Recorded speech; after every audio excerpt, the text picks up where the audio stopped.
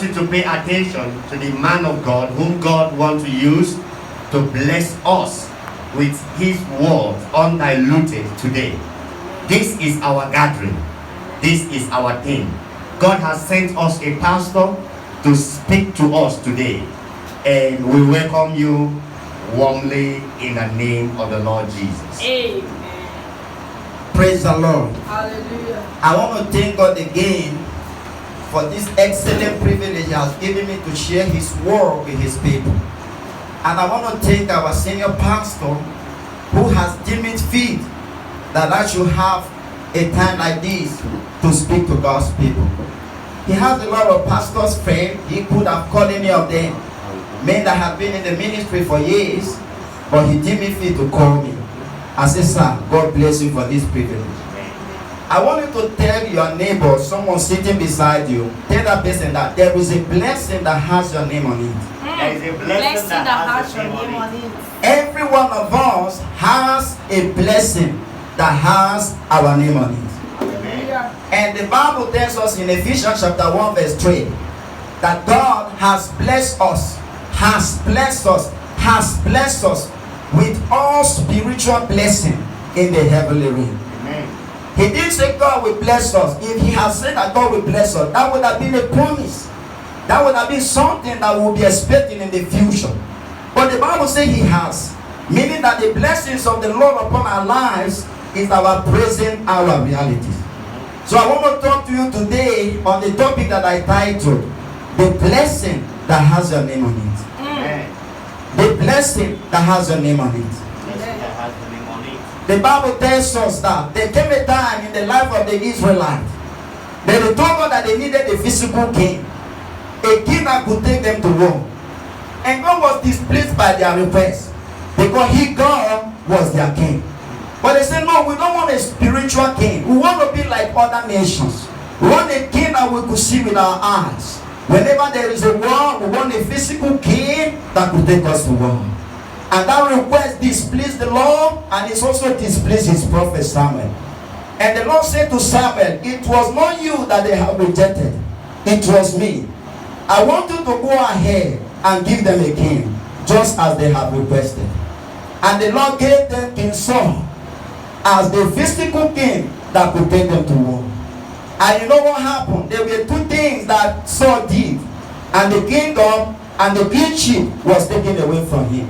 There was a time that God told him to go to a place and wait for the prophet. When the prophet comes, he will offer the sacrifice. And so God then waited, but he thought the prophet was delaying. He offered the sacrifice. And God was displeased with that. And another time, the Lord sent him on the wall. He said, I want you to go to the Amalekite. Kill everyone. Don't spare anyone. Don't take anything from them.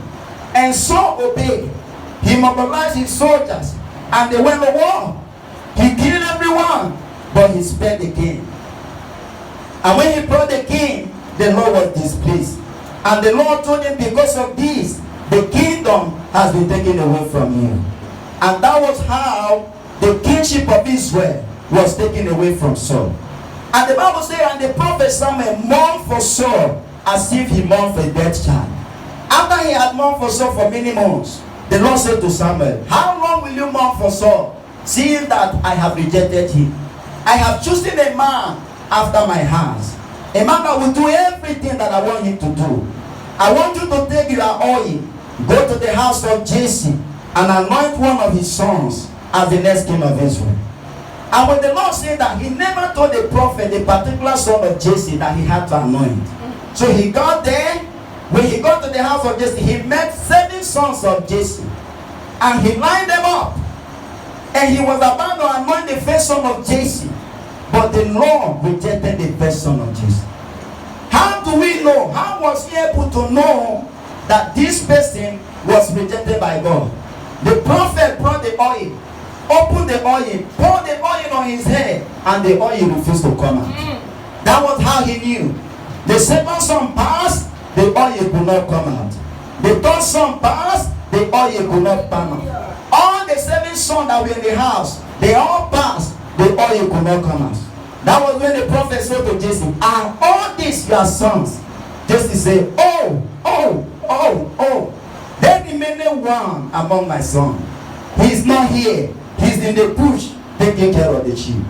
And the prophet told Jesse, we are not going to sit down until he comes. And they stood until David came. And when David came, the prophet opened the oil, poured the oil, and the oil came out. Hallelujah. Now let me ask you, do you know why the oil could not be poured on his brothers? Because the kingship of Israel never had their name on it. If the kingship had their name on it, the oil would have been poured upon their head. The kingship of Israel at that time had David's name on it. The throne of Israel had David's name on it. So the throne was the blessing that had David's name on it. He was not there when the prophet came, but the oil refused to pour out. Brothers and sisters, some of these blessings that have their name on it, you may not be there when the blessing will come, but no one will take it from you. Amen. The same way the brother of David could not take the blessing from him. The blessing that has your name on it, no man will take it from you. Amen. When the prophet came, the prophet wanted to anoint the rest, but the Lord stopped him. Anyone that want to try to give their blessing to another person, the same way the Lord will stop the person. Amen. When the prophet came, the father of David forgot David. If he had remembered David, he would have told the prophet to wait. These are not all my sons. Let all my sons go. The father forgot him. Because in their eyes, they never thought that he was qualified for such thing. Someone may have forgotten you. But the blessing that has your name on it will wait for you until you show up. Amen. Hallelujah. Amen. When you read Genesis chapter 45, the book of Genesis 38, sorry. The Bible tells us there was a man called Judah. And he had a wife. And he had sons. He had 3 sons. So when one of his sons, his first son, was at the age of getting married, he got married for his first son. And the name of the wife of the first son was Tamar. But the young man died without producing a child. And according to the law of Israel then, if their brother died with a wife without a child, the law requires that the second brother should marry the wife and produce the child in the place of his dead brother. So when the first son of Judah died, his second son had to marry Tamar. And when that one knew that the child that would be born will not be his, he decided to do something funny. And God was displeased with him, and the Lord also killed him. And it was remaining the last son of Judah. And Judah said to his daughter-in-law, he said, go to your parents' place. When this boy grows up, I will call you so that I will give him to you as a husband. So Tamar went to her parents' place and stayed. And she went there and found out that the young guy had grown up. And Judah had decided not to give her the young man in the place of marriage. So you know what Tamar did? One day he heard that Judah and his friend were going to a place to count their sheep. She disguised herself as a prostitute and stood on the road. So when Judah and his friend met Tamar, he never knew that was Tamar. So he thought that she was a prostitute. So he said, I want to sleep with you. How much will I pay you? And they bargained. He said, but I don't have it now. So how are you going to do it? The lady said, okay, you will give me your staff. When you bring whatever you have promised, then I cannot hand you over the staff. So he gave her the staff and slept with her. So when the thing that he promised to Tamar was available, they came there and they could not find Tamar. So they went back. After like 3 months, he got the news that his daughter-in-law was pregnant. And according to the law, if you get pregnant in Israel then without a husband, you will be stoned to death. So Judah said, what? Bring her and stone her to death. So as they were about to stone her to death, Tamar brought the staff. He said, please take this staff to my father-in-law. Maybe possible he could recognize the owner. The owner of this staff is the man that got me pregnant. And when they took the staff to Judah, he said, oh, this lady is wiser than me. That was how her life was spared. And he never slept with the woman. And the Bible tells us that the Judah and Tamar gave birth to twins. He called the first son Zara. and Terah. Now, why am I telling you this story? When you read Matthew chapter 1 verse 3, the book of Matthew began with the genealogy of Jesus, the ancestors of Jesus. The Bible says in Matthew 1:3 that, and Judah became the father of Terah, whose mother was Tamar. You see that having her name among the genealogy of Jesus was the blessing that had her name on it. They tried to stop it, but death could not stop it. Judah tried to stop it, but he could not stop it. When you come in contact with some of these blessings that have their name on it, no man will be able to stop it. No woman will be able to stop it. Are you aware that there is a genealogy that has your name on it? The devil may try to stop you, but the same way he could not stop Tamar, the devil will not be able to stop you. Amen. Hallelujah. Amen. Last week on Monday, a young man called me from Enugu. He said, Pastor Joe, I want to tell you a story. I said, what happened? He said, for the past 2 years, he had been trying to be in a relationship. He met the first sister, the sister rejected him. He met the second sister, the second sister rejected him. He met the third sister, the fourth, the fifth. He came to the point that he thought he was cursed. And this is a young man that had kept his life. He had never lived a rough life. So he said, God, why are you against me? Why are you against me? So one day, about last month, he met one sister, a renowned pharmacist. The young man told me, he said, Pastor Joe, those young ladies that have rejected me, they were nice people. They were godly people. They were beautiful people. But this particular one is an outstanding. And he said, thank God that none of those accepted me. This particular sister was the blessing that had his name on it. Amen. God has seen that there is the better things for him. That was why he had allowed those people to reject him.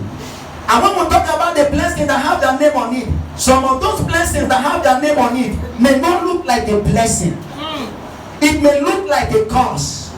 It may look like it is from the devil. It may look like you are down for. It may look like a limitation.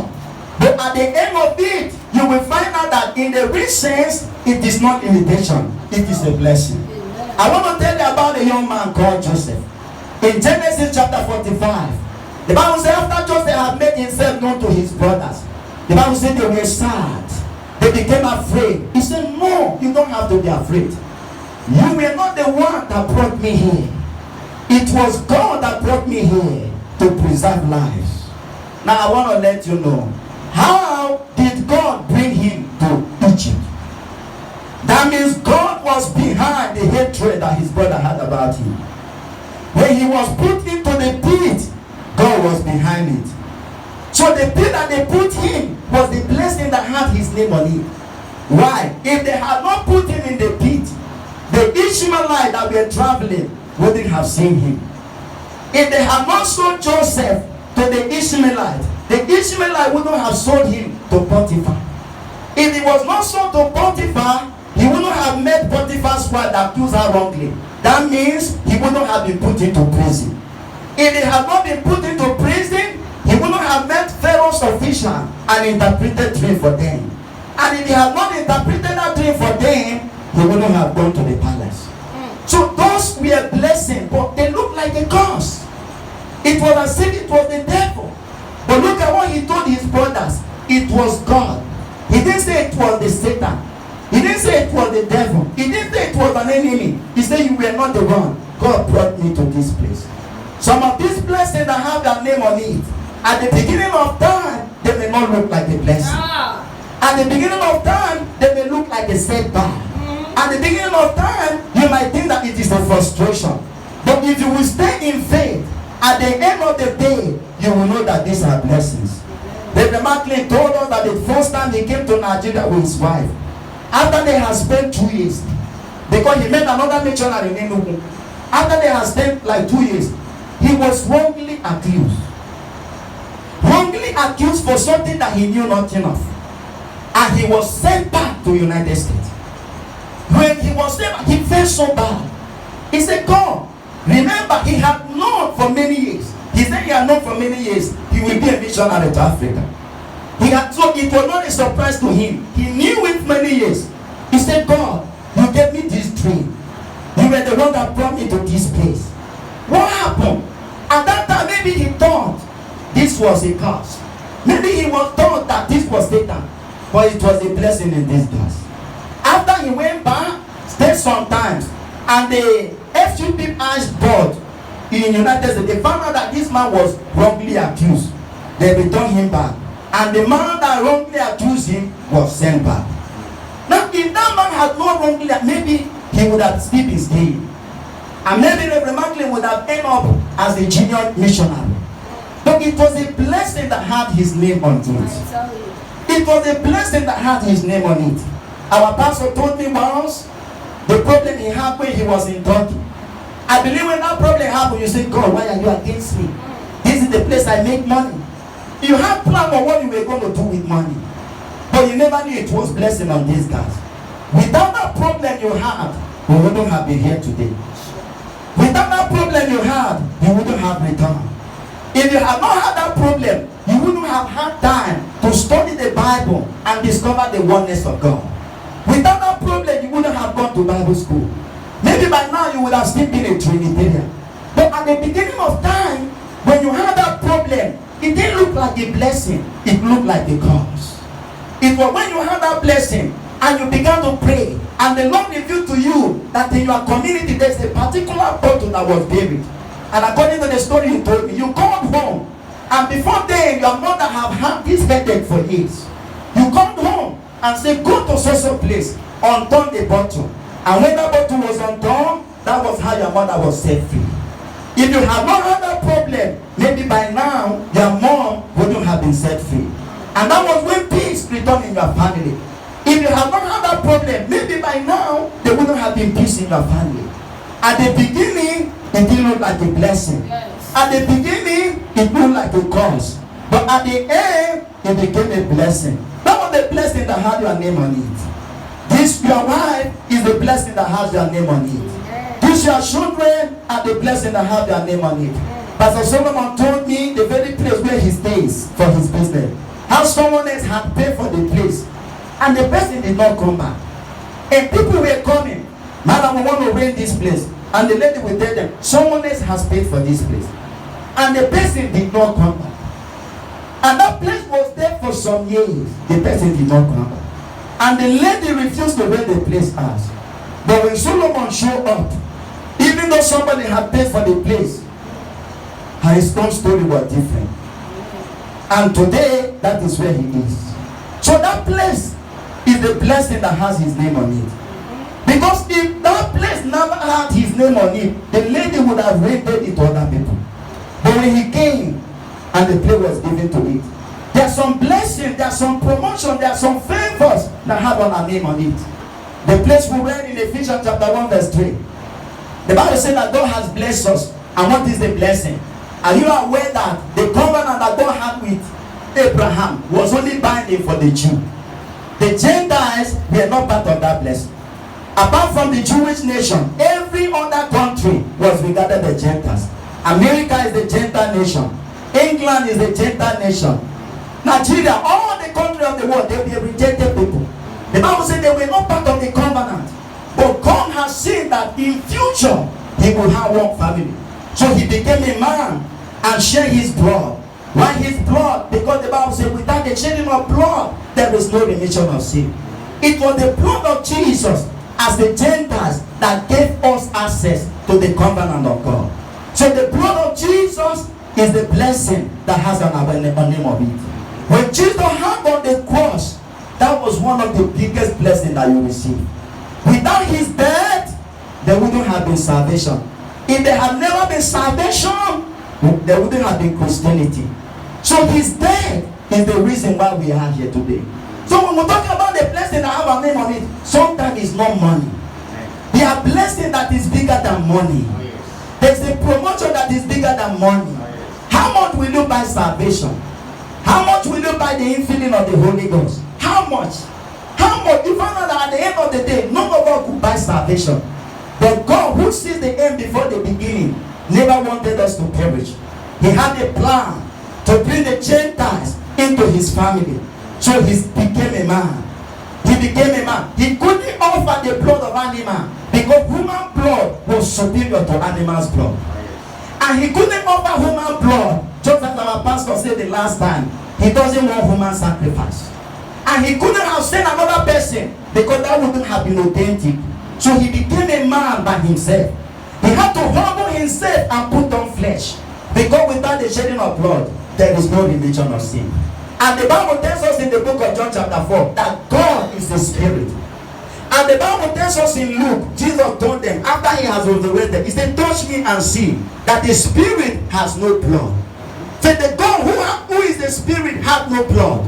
For him to have the blood, he need to have the flesh. So he became a man. Walk on the street of Galilee. He was insulted, not because of himself, but because of you. He was nailed on the cross, not because of himself, but because of you. They mocked at him, not because of himself, but because of you. When he said, Eloi, Eloi, lama sabachthani, he was seeing you on the cross. He was seeing your family on the cross. He was seeing your children on the cross. Because without that, you wouldn't have been a Christian today. The blessing that has your name on it.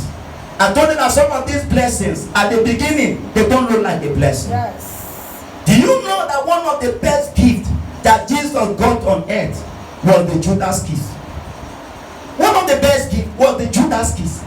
Because when they came to arrest him, they could not identify who Jesus was. And when Judas kissed him, that was when they knew that this is Jesus. Without the Judas kiss, they wouldn't have arrested Jesus. If they had not arrested Jesus, they wouldn't have crucified him. If they had not crucified him, he wouldn't have died. If he had not died, he wouldn't have resurrected. If he had not resurrected, there wouldn't have been Christianity. So the Judas kiss at the beginning didn't look like a blessing, but it was a blessing that had Jesus' name on it. I remember as a young boy, so many years ago, I had a dream to go to school. But it was as if I will never go to school. Every circumstance is then said I will never. Every situation then say I will never. But one day, around 2013, I get a job in Independent New Layout. One day I saw a young man walking towards my shop. He asked me for water, and I gave him for water. And we began discussing.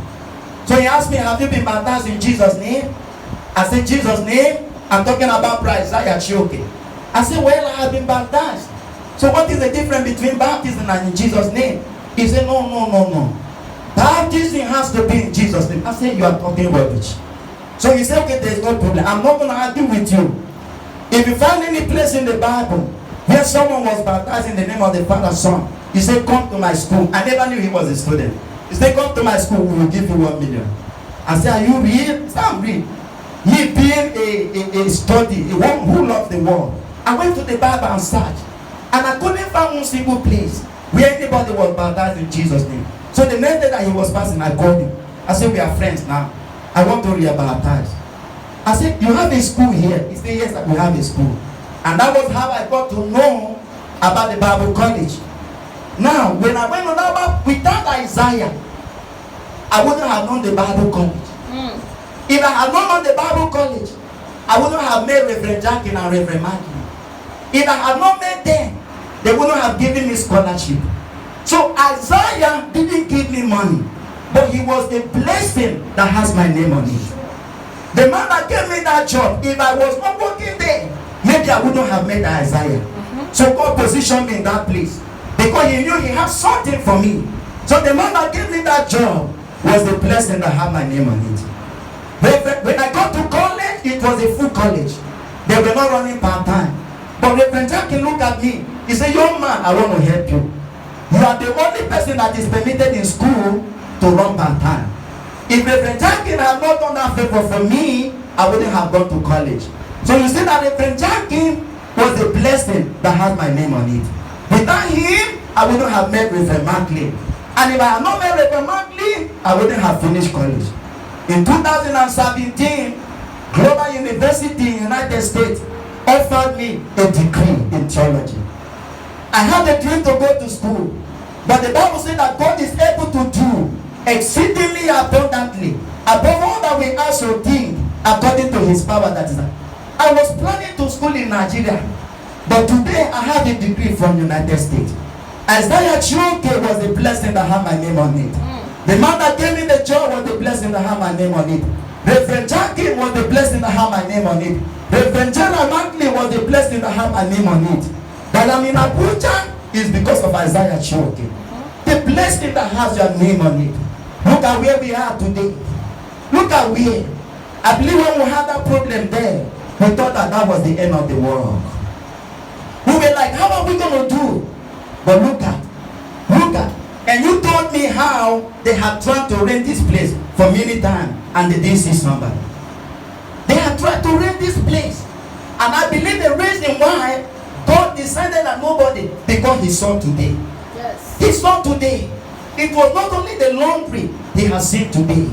If they had rented that place, if they had rented this place, we wouldn't have been here today. So this place is one of the blessings that have our name on it. Amen. Because this place has been a blessing to everybody. Yes. It has been a blessing to you. It has been a blessing to me. It has been a blessing to Hope. It has been a blessing to Solomon. It has been a blessing to everybody. It's one of those blessings that have our name on it. When you know this, you will not be better. When you know this, you will refuse to struggle. Brothers and sisters, you don't need to struggle for the thing that had your name on it. David was not aware that the prophet was in their house. David never knew that God had sent the prophet to their house. When the prophet came, his father forgot him. He was there busy doing his best for God. What is the key to this blessing that have our name on it? Being faithful, serving the Lord. Being faithful, doing what God has committed to your hands. As you are faithful doing it, when the time comes, then promotion will come. Amen. I remember a time when I was in Port Harcourt. I needed a job.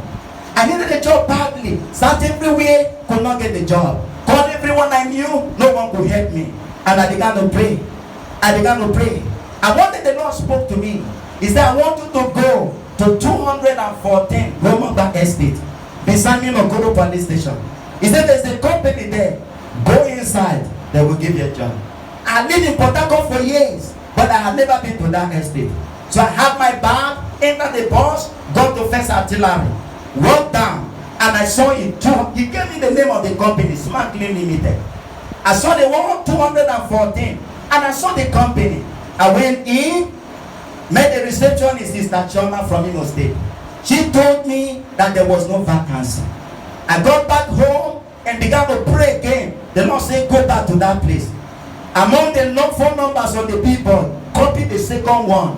That is the number of the MD. Call her, she will give you a job. I went back to that place, copied the number. That was on Saturday morning. I called the lady. He said, yes, how can I help you? I said, I need a job. He said, I asked her, is there a job? He said, yes, there's a job. I said, could I come on Monday? He said, you are not serious. If you are serious, you should come now. I went straight on Saturday, went there, and Choma met me. He said, were you not the one that we had last week? I said, I am. He said, I told you there is no vacancy. I said, no problem. Madam said I should wait. The lady drove from here, because from here to that place was not far. The place was close to Romobiakani. He got to the company. He said, were you the one that told me? I said, yes. He said, okay, what can you do? I said, I want to work in the ironing department. He said, take this one to the ironing department. When they took me there, that was the first time in my life that I saw those facilities. Not even talking on how to operate them. So I came back and told Mommy Lydia, I said, this is the first time I'm seeing these big facilities. He said, that means you are not qualified. I wanted to help you, but since you are not qualified, you will go. As I stepped down, I saw a man that walked in. I never knew that the man was the owner of the business. So he asked them, he said, who is that young boy that is walking down? He said, the boy came to look for a job, but he's not qualified. Pastor Matthew called, he said, go and call the boy. And they sent for me. He said, young man, when you pass through me, the Lord spoke to me to help you. Even though you are not qualified, they will train you for the job. And as they train you for the job, I will still pay you salary. That was the blessing that had my name on it. There was no vacancy. They said, come. I came. I was not qualified. They said they would train me. And upon training training, they said they will pay me salary. But that was not the end of the story. I never had transportation to be coming for the training. So the first day I came, the very receptionist that told me there was no vacancy gave me 1,000. From the beginning of that month until I received my salary, Shoma was giving me 1,000. So when I received my salary, it was not as if she was a big girl. I said, why were you giving me this money? He said, right from that Monday that I started, the Lord spoke to her to be giving me, because the Lord told her that I don't have money. And that was how. At the end of the month, after 3 months, there was still no vacancy in that company. After they had trained me for 3 months, someone was stuck in that company and they gave me a job. The blessing that has your name on it. I was not qualified for the job. There was no vacancy in the company. I was not qualified. I never had transportation. But when God sends a man, he makes a way. Hallelujah. When you come in contact with some of these blessings that have your name, you will not fight for it. David never fought to become a king. I never fought to work in that company. That is how the blessing that has your name on it. I want you to rise from your feet. Look at your lives. Look at some of the things that God has done for you. Every one of us has a blessing that has our name on it. There were things that you were not qualified, for God qualified you. The Bible says not that we are competent of ourselves, but our competence is of God. Our qualification is of God. You were not qualified for that job, nevertheless the God gave you the job. You were not qualified for that business, but God gave you the business. You were not qualified to live here, but God gave you this place. A lot of things that we were not qualified. I want you to look at your life.